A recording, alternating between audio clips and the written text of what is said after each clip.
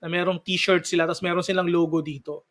Di ba? Kunyari ako may logo ko ng Creative Nation Academy. Tapos gusto kong ilagay siya sa t-shirt na to. Gusto ko realistic yung dating. Di ba? Kunyari, lakihan ko to, lakihan ko.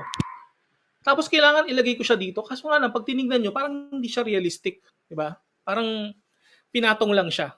So may paraan po, ganito lang. You just have to click the vector design, tapos i-click nyo yung pinaka-image, at merong bagong technology sa loob ng Illustrator, ang tawag sa kanya is mock-up.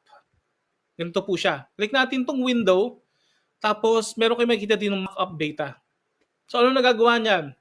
Let's click on mock-up. I-assess niya yung image. Titignan niya, saan ba dito yung mga curves? Saan ba yung kailangan nating i-adjust? And mag-generate siya ng mask para sa inyo using artificial intelligence again. At kapag natapos na siyang mag-analyze, tingnan nyo kung anong pwede nating magawa. Pwede nating i-map out yung pinaka-logo nang hindi tayo nahihirapan. Pati yung shadows, yung actual curve, ay umi-eksakto sa gusto nating gawin. Pakita ko sa inyo, as in, para siyang katulad nung kanina, it's purely magical. Na parang, wow. Hindi ko naisip na pwede palang gawin yon ng ganung kabilis. Okay. At napansin nyo,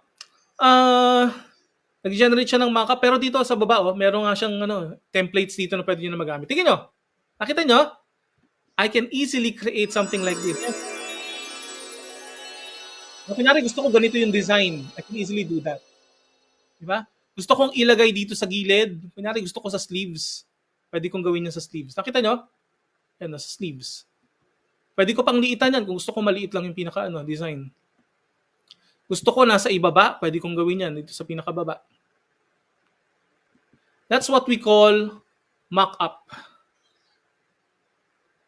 Diba? And marami pa kayo pwede magamit dito. Kunyari gusto nyong maglagay ng for tote bag, signage. Ito talaga nagpapabilis ng trabaho natin in such a way na pwede tayo mag-deliver agad ng mga kailangan nating mai-deliver nang hindi tayo nahihirapan. Diba? Masyado na kasi mabilis ngayon yung panahon. So, kailangan makisabay tayo sa kayang magawa natin bilang mga designers o bilang mga creatives.